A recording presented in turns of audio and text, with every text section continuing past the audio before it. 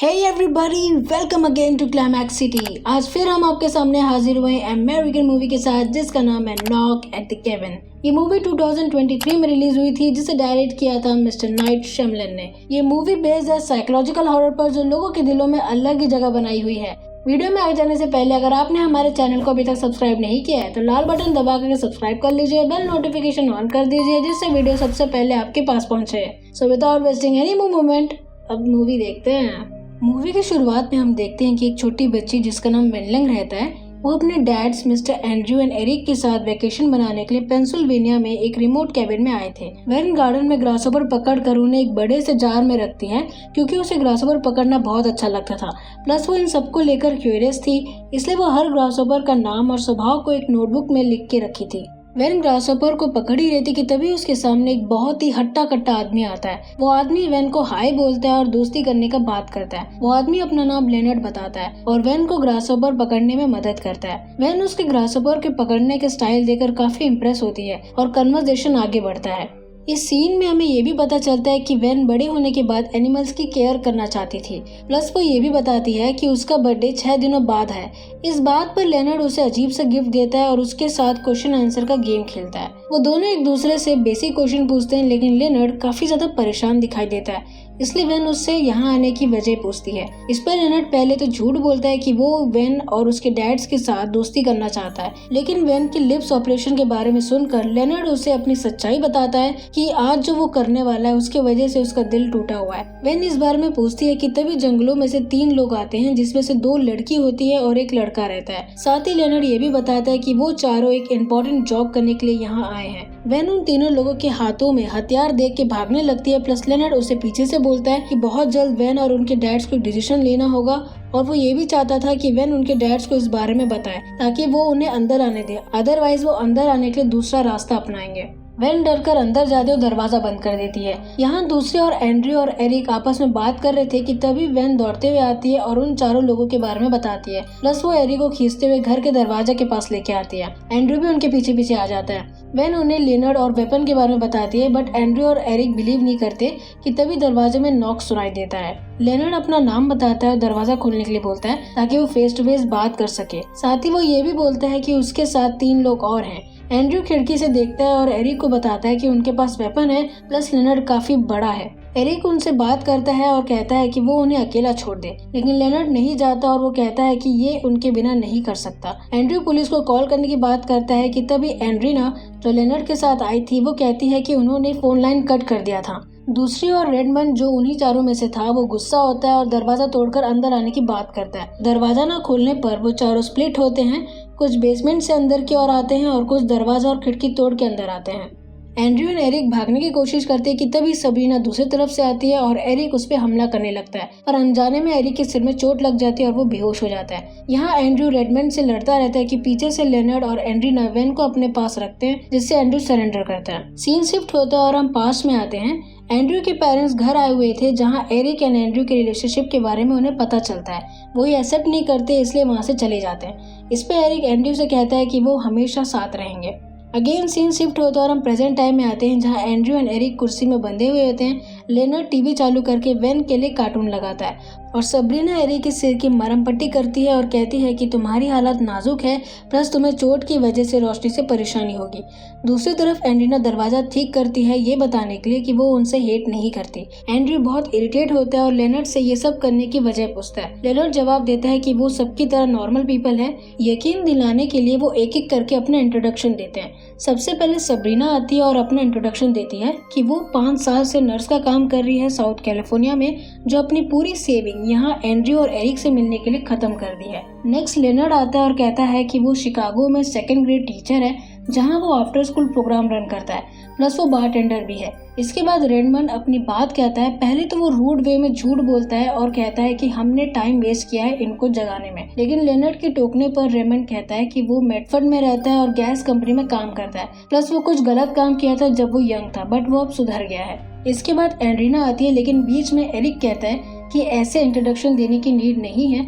अगर तुम लोग हमें किसी ग्रुप में रिक्रूट करना चाहते हो तो ये सही तरीका नहीं है, प्लस ये कर्टन्स हटा दो। सबरीना के मना करने के बावजूद भी एरिक जिद करता है, इसलिए रेमंड कर्टन्स को एडजस्ट करने के लिए चला जाता है। एंड्रीना अपना इंट्रोडक्शन चालू करती है और वो बताती है कि वो मैक्सिमम रेस्टोरेंट में कुक है और उसे लोगों को खाना खिलाने में अच्छा लगता है। अगले सीन में हम देखते हैं कि लेनर्ड सबको बोलता है कि टाइम हो गया है, जिससे वो चारों एंड्रयू, एरिक और वैन के सामने खड़े होते हैं और कहते हैं कि हम चारों एपोकलिप्स यानी दुनिया को खत्म होने से बचाने के लिए यहाँ आए हैं और तुम तीनों के बिना ये नहीं हो सकता। दुनिया खत्म होगी या नहीं ये तुम्हारे डिसीजन तय करेगा। तुम तीनों में से किसी एक को विलिंगली मरना होगा, तभी ये दुनिया बच सकती है। लेनर्ड की ये बात सुनकर एरिक और एंड्रयू उन्हें पागल समझते हैं, लेकिन लेनर्ड आगे बोलता है और कहता है कि अगर तुमने ये नहीं किया तो तुम तीनों के अलावा इस दुनिया में कोई और नहीं रहेगा। सब मर जाएंगे और इंसानियत का कोई नामो निशान नहीं रहेगा।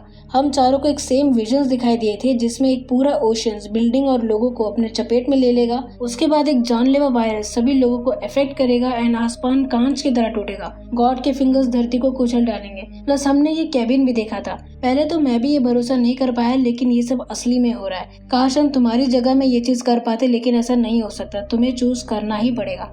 लेनर्ड की बात खत्म होते ही एंड्रयू उन्हें पागल बोलता है और सैक्रिफाइस या चूज करने के लिए मना करता है। इसका रीजन यही था कि वो इन बातों को सीरियसली नहीं ले रहा था। सबरीना भी उन्हें समझाने की कोशिश करती है, फिर भी वो नहीं मानते। एरिक बोलता है कि विजन के कई सारे मीनिंग हो सकते हैं और हमारा पार्ट बस एक इत्तेफाक था। इस पे लेनर्ड बोलता है कि तुम्हारा हर एक नोज समय कम कर रहा है और लोगों की जान खतरे में रहेगी, इसलिए क्या तुम चूज करोगे? एंड्रयू और एरिक ना में सर हिलाते हैं, जिसके तुरंत बाद सभी अपने हाथों में टूल्स उठाते हैं। एंड्रियन वेन को उठाकर एंड्रयू के गोद में रखती है। रेडमंड उनके सामने हथियार रखकर घुटने में बैठता है। एरिक और एंड्रयू को लग रहा था कि वो सब उन्हें मारेंगे, लेकिन ये काफी वियर्ड था क्योंकि रेमंड अपने पॉकेट से व्हाइट कपड़ा उठाता है और अपने फेस को कवर करते हुए रो रो कर बोलता है कि मेरी तरफ देखते रहो और एक पल के लिए भी अपनी नजर मत हटाना। ये कहकर वो अपने फेस कवर करता है और कहता है कि a part of humanity has been judged. ये कहते ही एंड्रियन और सबरीना रेमंड के सर पर हथियार से मारते हैं, जिससे रेमंड नीचे गिर जाता है। उसके बाद लेनर्ड आगे आता है और रेमंड पर दोबारा हमला करता है।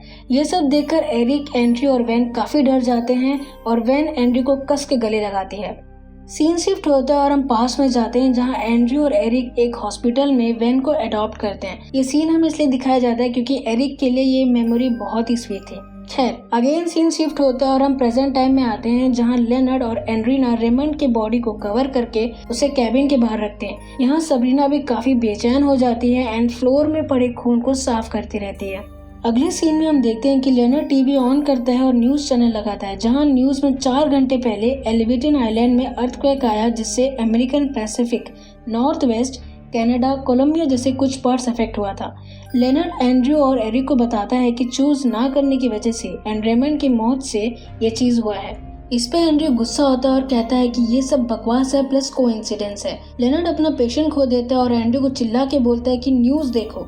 इसी बीच एक और न्यूज फ्लैश होता है, जहां पैसिफिक में मैसिव अर्थक्वेक आया था, जिससे ओशन एक मैसिव वेव में साथ बीच में काफी सारे लोगों को अपने चपेट में ले लिया था। ये सीन देखकर एंड्रीना एंड सबरीना शॉक हो गए थे, बिकॉज ये चीज सेम उन्होंने विजन्स में देखा था। लेनर्ड टीवी बंद करता है और एंड्रयू को बोलता है कि तुम लोगों के पास कल सुबह तक का टाइम है, अदरवाइज तुम सब एक बार और समय का कांटा दुनिया की एंड की ओर बढ़ा सकते हो। कल सुबह तक तुम्हें एक डिसीजन लेना होगा, तब तक हम तुम्हारे खाने पीने का ध्यान रखेंगे। एंड्रीना एंड सबरीना उन पे बिलीव करने के लिए बोलते हैं, लेकिन एंड्रयू गुस्सा करता है और एरिक थोड़ा वियर्ड बिहेव करता है और कहीं ना कहीं उन पे बिलीव करने लगता है। सीन शिफ्ट होता है और हम देखते हैं कि एंड्रयू, एरिक और वैन कार में गुनगुनाते हुए कैबिन की ओर आते हैं और पूरे प्लेस को एक्सप्लोर करते हैं, प्लस नदी में नहाते रहते हैं। अगेन सीन शिफ्ट होता है और हम देखते हैं कि वॉशरूम में सबरीना एरिक के सिर में बैंडेजेस लगाती है और विजन के बारे में बताती है कि वो बाकी सबसे जब मिली थी तो वो सेम ड्रेस पहने थे जैसा उसने विजन में देखा था। प्लस वो ये भी कहती है कि हम सब एक ही साइड में हैं। इस पे एरिक बोलता है कि वो अपने फैमिली के साइड है, इसलिए वो उन्हीं का बात मानेगा।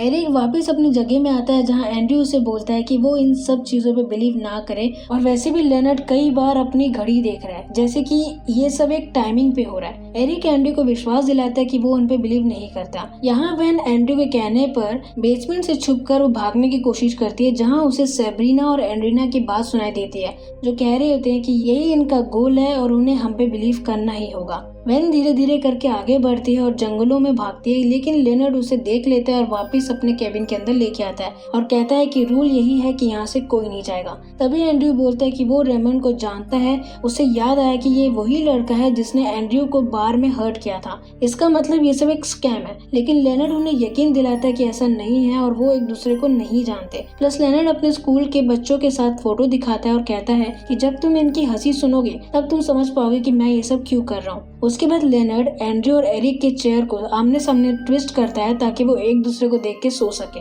सुबह होता है और हम देखते हैं कि एंड्रीना ब्रेकफास्ट बनाती है और वेन को सर्व करती है और वेन से कहती है कि वो एक गुड पर्सन है। यहाँ एंड्रयू के हाथ की रस्सी ढीली हो गई थी और वो लेनर्ड को बातों में फंसाता है जब तक वेन डाइनिंग टेबल से चाकू उठाकर एरिक के हाथ में नहीं दे देती।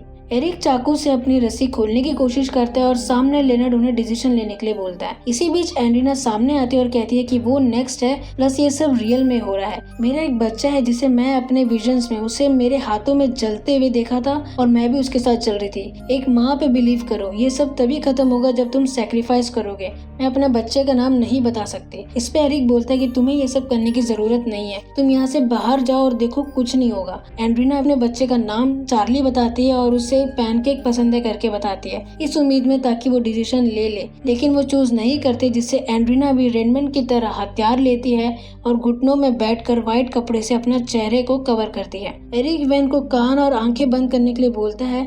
दूसरी तरफ एंड्रीना अगेन रेमंड की तरह रोते हुए अपना फेस कपड़े से कवर करती है और वही रेमंड की तरह वर्ड्स दोहराती है, a part of humanity has been judged. ऐसे कहते ही लेनर्ड और सबरीना एंड्रीना को अपने हथियार से उसे मार देते हैं। इसी बीच एरिक और एंड्री अपने हाथ की रस्सी खोलने की कोशिश करते हैं। लेनर्ड एंड्रीना के बॉडी को एक कमरे के अंदर रखता है और दरवाजा बंद करता है। सबरीना रोने लगती है। प्लस लेनर्ड कहता है कि हमने सेकंड प्लेग रिलीज कर दिया है जिसमें थाउजेंड्स ऑफ पीपल मारे जाएंगे। सबरीना लेनर्ड के कहने पर टीवी ऑन करती है, जहां न्यूज में हम एग्जैक्टली वही देखते हैं जैसा लेनर्ड ने पहले कहा था कि लोग वायरस से मरेंगे। न्यूज देखते वक्त एरिक एंड्रयू से कहता है कि उसने विजन देखा जहां एक फिगर बनता हुआ दिखाई दिया। लेनर्ड के पूछने पर एरिक बताता है कि ये फिगर उसने लेनर्ड के पीछे देखा था, मिरर में रिफ्लेक्शन टाइप, जब वो रेमंड को मारने वाला था। इस पे एंड्रयू बोलता है कि चोट की वजह से ऐसा हो रहा है। एरिक अगेन एंड्रयू पे बिलीव करता है और कहता है कि वो हमेशा उसका साथ रहेगा। एंड्रयू लेनर्ड और सबरीना पे ब्लेम करता है कि ये X9 वायरस पहले आ चुका है, हम जानते हैं, और ये सब प्री प्रोग्राम्ड है। प्लस अर्थक्वेक भी तुम्हारे आने से पहले हो चुका था। लेनर्ड उसे समझाने की कोशिश करता है कि तभी एरिक वेन को इशारा करता है, जिससे वेन जोर से चिल्लाती है और जिद करती है कि उसे कार्टून देखना है। लेनर्ड वेन को समझाने की कोशिश करता है और शांत करने की कोशिश करता है कि तब तक एरिक चाकू से अपनी रस्सी काटता है और तुरंत लेनर्ड और सबरीना से लड़ने की कोशिश करता है। दूसरी तरफ एंड्रयू भी अपने आप को छुड़ा लेता है और चुपके से कैबिन के बाहर आकर गाड़ी की तरफ जाता है कि पीछे से सबरीना हथियार के साथ आती है और एंड्रयू के पैर पर हमला करती है ताकि वो भागे ना। एंड्रयू मिट्टी उसकी आंखों पे फेंकता है और गाड़ी से गन निकालकर सबरीना पे चलाता है। सबरीना उसे समझाती है कि ये सब करने के लिए टाइम नहीं है, लेकिन एंड्रयू धमकी देता है, जिससे सबरीना वहाँ से भाग जाती है। यहाँ एरिक लेनर्ड के साथ फाइट करता है कि तभी एंड्रयू गन लेकर कैबिन के अंदर आता है, जिससे लेनर्ड को सरेंडर करना पड़ता है और वो कहता है कि अब नेक्स्ट सैक्रिफाइस का टाइम आ गया है। तभी सबरीना भागते हुए आती है, जिससे एंड्रयू हड़बड़ी में गोली चलाता है और सबरीना मर जाती है। सीन शिफ्ट होता है और हम देखते हैं कि एरिक और एंड्रयू डेट कर रहे थे और आपस में बातचीत करते हैं कि तभी बार में एक आदमी उन्हें चुप रहने के लिए कहता है। एंड्रयू उस पर गुस्सा करता है, जिससे वो आदमी एंड्रयू पर 2 ड्रिंक की बोतल सिर पे फोड़ देता है, जिसकी वजह से उसे हॉस्पिटल में एडमिट करना पड़ता है। और उस इंसिडेंट के बाद वो अपने साथ हमेशा गन रखता था। हम प्रेजेंट टाइम में वापस आते हैं, जहां लेनर्ड सबरीना का चेहरा व्हाइट कपड़े से ढक दिया था और उनसे पूछता है कि क्या वो सैक्रिफाइस करेंगे। एंड्रयू नाम में सर हिलाता है और वही ह्यूमैनिटी वाला लाइन बोलकर सबरीना के बॉडी पर हथियार से मारता है। एंड्रयू गन लेकर बाहर आता है और रेमंड के पॉकेट से उसका पर्स निकालता है, जहां उसका शक सही साबित होता है कि ये वही आदमी है जिसने एंड्रयू को सर पे मारा था। इसी वजह से एंड्रयू बहस करता है और गन दिखाकर लेनर्ड को बाथरूम में लॉक करता है। वो तीनों भागने ही वाले थे कि बाथरूम में कुछ टूटने की आवाज आती है, जिससे पता चलता है कि लेनर्ड ने विंडो तोड़ दिया।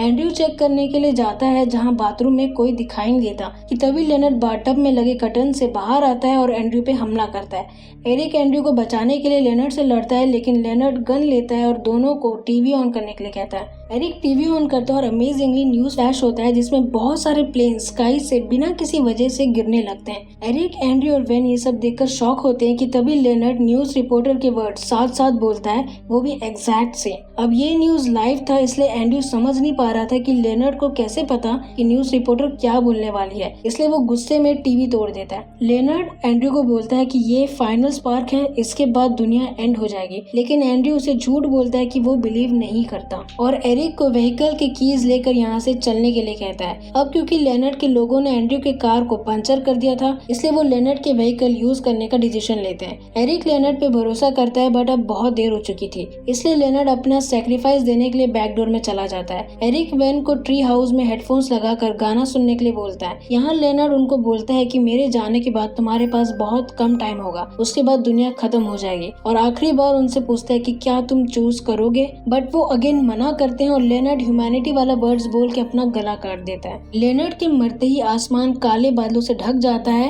एयरप्लेन्स गिरते हैं एंड बिजली जमीन पे आके गिरने लगती है। एंड्रयू लेनर्ड से गन लेकर अंदर आता है, जहाँ एरिक अपने विजन के बारे में बताता है और बिलीव करता है कि अब वो मरेगा। प्लस एरिक बोलता है कि वो चारों ह्यूमैनिटी के एक्सपेक्ट्स दिखाए, रेमंड जो लोगों को मारता है, एंड्रीना जो नर्चर करती है, सबरीना जो हील करती है, एंड लेनर्ड जो गाइडेंस देता है। इसका मतलब वो चारों हॉर्समैन है अपोलोक्लिप्स के, और हम उन्हें मरते हुए इसलिए देखें ताकि हम उनके लॉस को फील कर सके। एरिक बोलता है कि हमें सैक्रिफाइस करना होगा, लेकिन एंड्रयू उस पर चिल्लाता है क्योंकि लोगों ने उन्हें कभी एक्सेप्ट नहीं किया था। एरिक उसे समझाता है, पर एंड्रयू बोलता है कि मुझे मार दो। इस पे एरिक बोलता है कि वो फिगर जो मैंने देखा वो मुझे पीस दे रहा है, मुझे मरने दो और वैन को अच्छी लाइफ देना जैसा हमने सोचा था। इसके बाद हम एक फ्यूचर का सीन देखते हैं, जहाँ एंड्रयू वैन को ऑफिस छोड़ रहा है और वैन काफी बड़ी हो गई है और उसके पास वो सब कुछ है जैसा वो चाहती थी। इसके बाद हम गन शॉट का आवाज सुनते हैं। एंड्रयू एरिक के बॉडी के पास रोता रहता है और शॉकिंगली बिजली धरती में गिरना बंद हो जाता है।